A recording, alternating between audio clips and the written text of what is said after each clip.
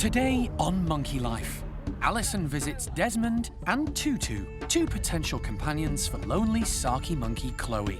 Hey, Mr. D. Oh, little man, you look very sweet, too. But will her concerns about Tutu mean only one of the pair returns with her to the park? Tutu's future is in the balance right now, so we'll have to wait and see. And the chimps go football crazy.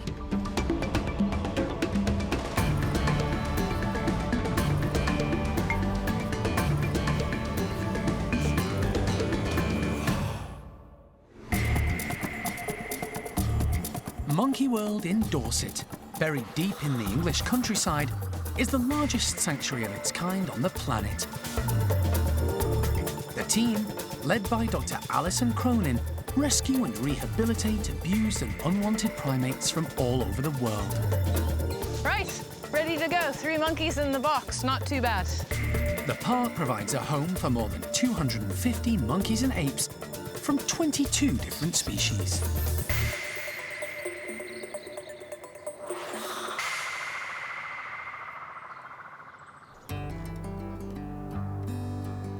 The team do their best to rehabilitate all the rescued primates brought to the park and give them a new start with a more natural life.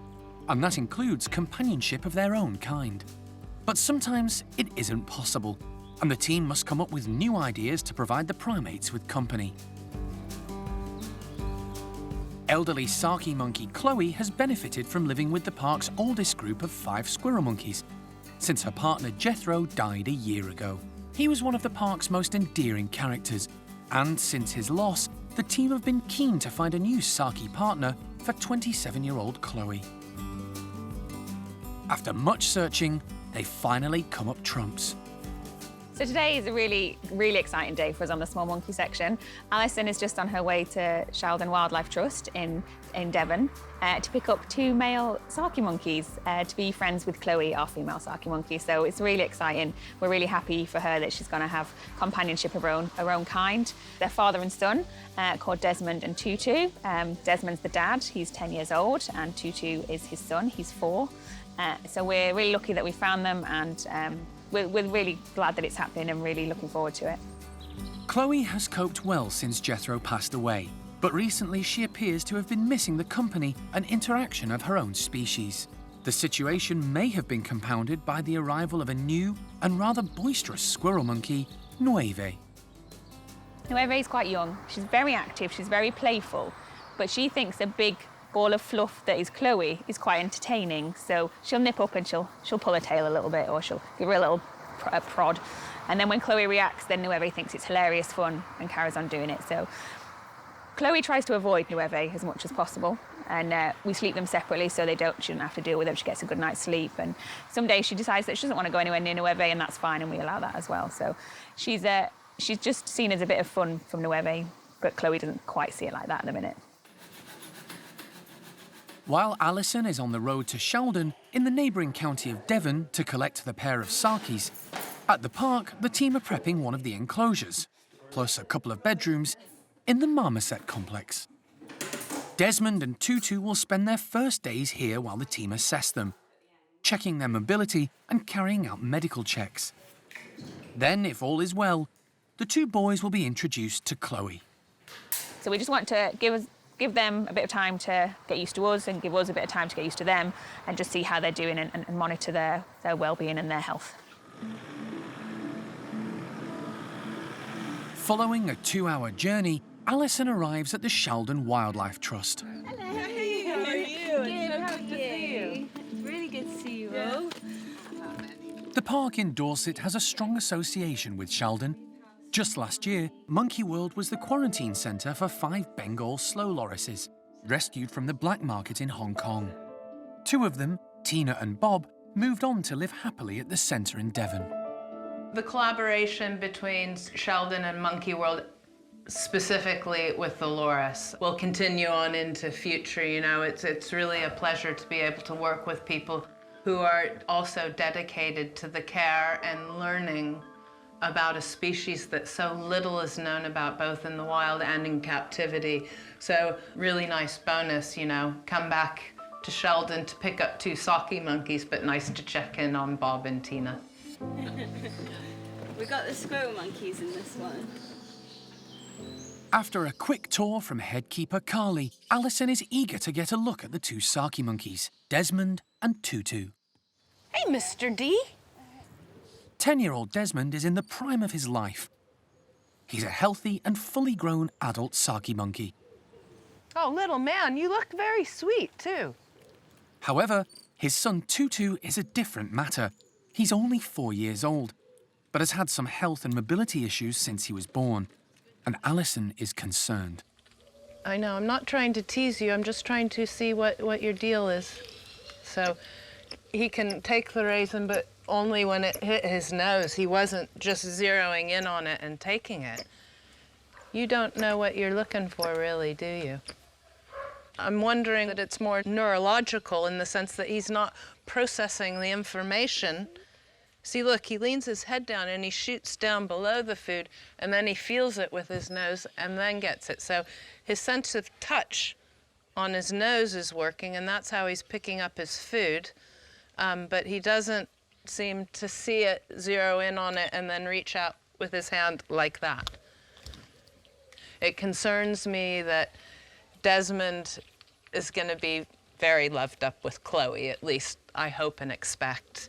And I worry that Tutu's going to be left in the dust a little bit. It's a concern.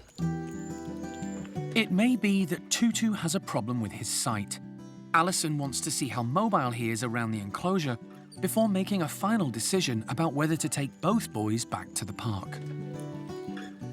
I sort of tentatively said that I would take both Saki monkeys with a reservation that if we can't meet Tutu's needs or he doesn't thrive or look like he's doing okay at the park, we'd have to consider his future, which everybody here at Sheldon has already been doing themselves as well. So it's a little bit of an odd situation. We're definitely bringing Desmond home to be with Chloe and hopefully with our squirrel monkeys if they behave themselves.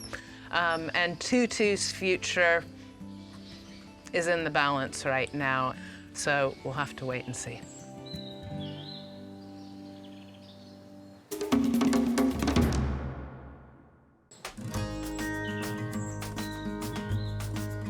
Summer has well and truly arrived at the park, and with temperatures soaring, the primate care team are doing everything they can to keep the primates cool and hydrated. At the bachelor's enclosure, cheeky chimp Sammy decided to make the most of the warm summer night, staying outside longer than the others. A bedroom was left open for him to come and go, but he's up early and out again. Now the rest have woken up and are being let out to join him. As usual, the boisterous bachelors like to make their presence known to everyone in the vicinity.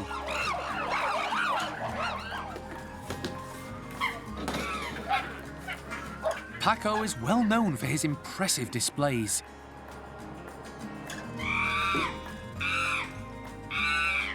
Meanwhile, Rocky gets on the wrong side of Buxom and is put in his place. All pretty standard in chimp society, and it settles down as quickly as it started. Freddy's already soaking up the early morning sun, looking relaxed and well following a recent operation.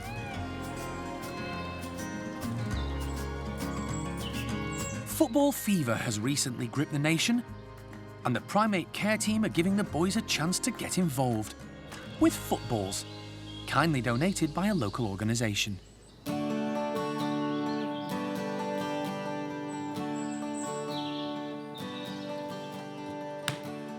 Paquito hasn't quite got his head around the rules just yet.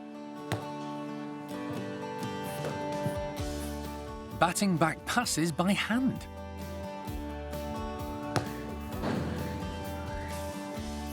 Much more of this and he might get sent off. Seamus, however, is a natural, showing off his dribbling skills with 2 footballs. But when it comes to shooting, he hits the post. Sammy likes to practice his throw-ins. And boy can he throw! Right into Paddy's enclosure next door, where young Bart eagerly scoops up the balls to play with. Some of the boys are wondering if the footballs have any treats inside. Butch is ripping one open with his teeth. As is Paquito, but with even more enthusiasm.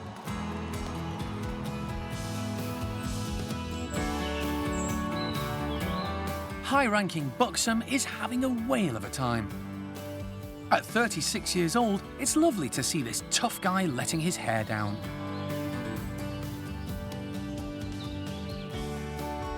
And just having fun.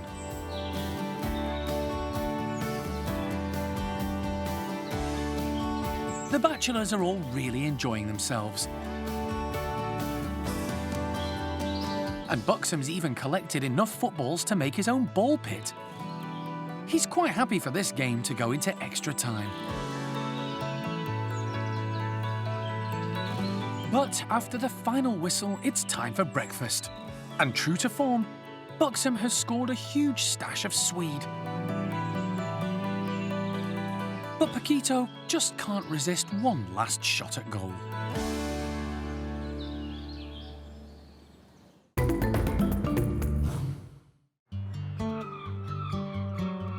Alison is in Devon on the south coast to pick up 2 male white-faced Saki monkeys from the Sheldon Wildlife Trust. 10-year-old Desmond has been lined up as a possible companion for the park's female Saki, Chloe. Saki pairs often mate for life, and everyone is hoping they'll get on well. Desmond has had a previous relationship, and as a single dad, is accompanied by his son, 4-year-old Tutu. But while Desmond is a healthy adult male, Alison is concerned Tutu has neurological problems, which affect his mobility. After watching him in the outdoor enclosure for a while, she makes up her mind and decides to take both back to the park. He's a really odd case, and I don't know that we're ever going to be able to figure it out. So probably it's worth doing one basic health check with John Lewis, and then just trying to make him happy and comfortable, and we'll see how we can achieve that. Awesome. Yeah. Chloe is desperate for a male companion. She adored Jethro, but unfortunately for her, that love wasn't reciprocated. I'm hoping that she sees Desmond and just falls in love, and that Desmond is pleased to have a female companion, and that they provide each other with what they need, which is those whistles and communication that none of the other species will provide, and also the right kind of grooming. I just hope Tutu doesn't get left behind. But before the pair can be taken back to Monkey World, they need to be persuaded into their travel boxes. Never an easy task. We're going to try and make them the most interesting place going, with nice, tasty treats inside, and then just go in and sit alongside the boxes side by side and see if we can lure them into the boxes so that we can quietly close the door without having to chase them. Otherwise, it's reverting back to the usual, get them inside the house and try and chase them into the box, which is far more stressful. Unfortunately, the 2 boys aren't interested in the box or the treats inside, and head back to their indoor bedrooms. The team resort to Plan B, with Sheldon's headkeeper Carly trying to usher the pair from the inside into the crate outside. At the side of the boxes, they've just gone back into their indoor nest box, not even looking, not even thinking about it. With both Plan A and Plan B out of the window, it's going to need a more hands-on approach.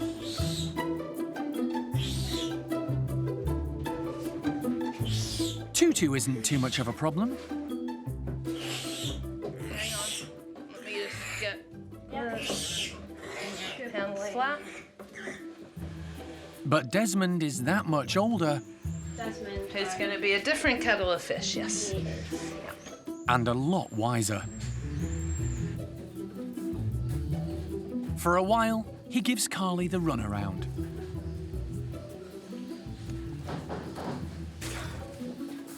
But finally, she manages to grab him.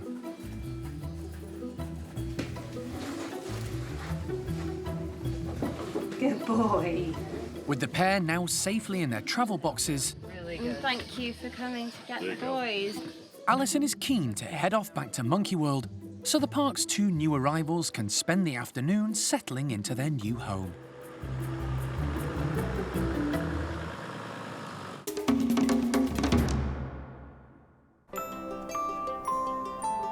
Monkey World's top priority is to offer all of its primates a suitable, forever home. And the teams try to support each individual and cater for their specific needs. Companionship is a key part of this. All the park's residents need friendship of some kind, whatever their circumstances. Sometimes this means putting different species together, or creating same-sex partnerships.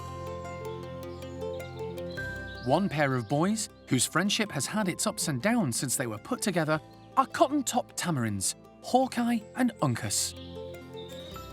Cotton-top tamarins are really beautiful animals. They've got this beautiful crest of white hair on their head. They look stunning. Their coats are beautiful. They're always really fluffy and really shiny. So even though they're old, they're in a great condition. These two, they're not the most active of primates that we have here at the park. Like I said, they are old, so they do quite a lot of sunbathing. They really do like the sunshine. They're pretty much always together, so if they're not eating or foraging, they'll be sat next to each other, either outside on a branch or on the nest box, or in the nest box or in baskets that we provide inside. So they're a really close pair, and they do spend a lot of time in physical contact with each other. Uncas arrived via the British pet trade in 2009, along with a female, Alice. The two were very close, and when Alice passed away, he was paired with a new companion, Hawkeye, who'd been living on his own at a wildlife park in Leeds. The two have been companions ever since. Today, Karen is giving the aging pair a form of enrichment to keep them active and stimulate their minds.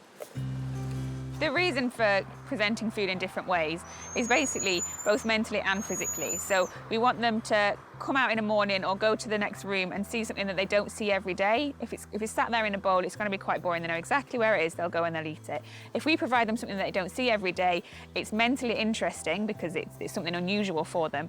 But also the way we present it, if it's in a bottle that's hanging from a piece of rope, then they have to use their muscles more to get down and grab hold of that food rather than, like I say, sitting in a basket and eating from a bowl of food. So mentally and physically, environmental enrichment will always help.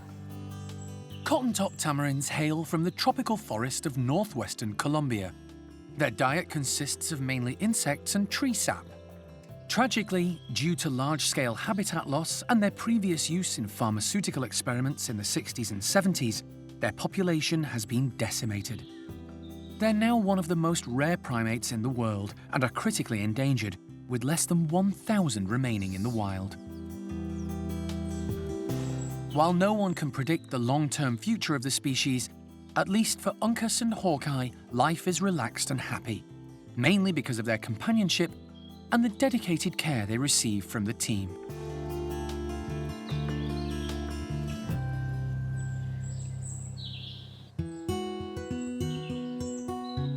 At the Marmoset complex, staff are putting the finishing touches to a temporary bedroom for the imminent arrival of white-faced Saki monkeys, Desmond and Tutu, two new friends for elderly resident Chloe. Well, the whole team is just really excited for Chloe to have companionship of her own kind, but also, hopefully, a companion that interacts with her slightly more than Jethro did. Tutu's still got juvenile colours, so he's very beautiful. And Desmond is pretty handsome, so yeah, I think they're going to be a wonderful addition to our section. Over the next few days, Desmond and Tutu will be assessed by Karen and the team to make sure they settle in and that there are no serious issues with Tutu's mobility. Hi, you. Hi, Mr. Frank. I know, it's a new box. Only then will they decide when to introduce Chloe to her new companions. I think we should let Desmond out first. Okay. I think that's him. Before releasing the pair, Karen takes the opportunity to weigh them in their boxes. Okay.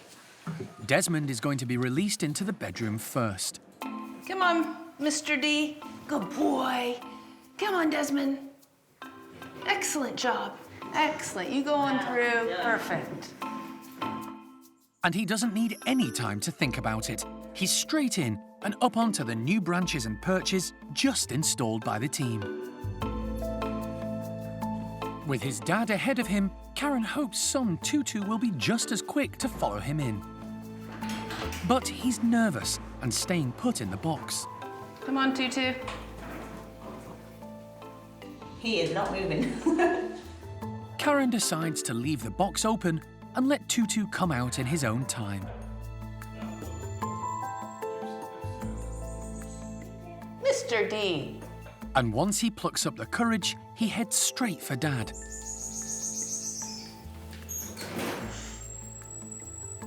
Karen is pleased with how things are going, but is surprised at how unsteady Tutu is when moving around. Yes, we obviously know that Tutu has some mobility issues, a little bit worse than I was probably expecting, but I think he just needs some time to get used to the new environment and where everything is. And obviously, the more we watch him, and we can see any problem areas and we can adapt the enclosure more. Yeah, it's just watching how they get on. But yeah, they look gorgeous. You know, I really couldn't be happier. Desmond is flying about, leaping from branch to branch, exploring everything, announcing when he's found more nuts. That's going really well. And Tutu took a few seconds to come out of the box, but he has, and as soon as he got up into the branches, he's a bit wobbly, but actually doing really good and moving about all of the different food spots that Karen's put out for him. So I'm actually surprised how well Tutu, but both of them are doing, so that's great. Next step for the pair will be to investigate their new outdoor enclosure, and then meet female Saki, Chloe.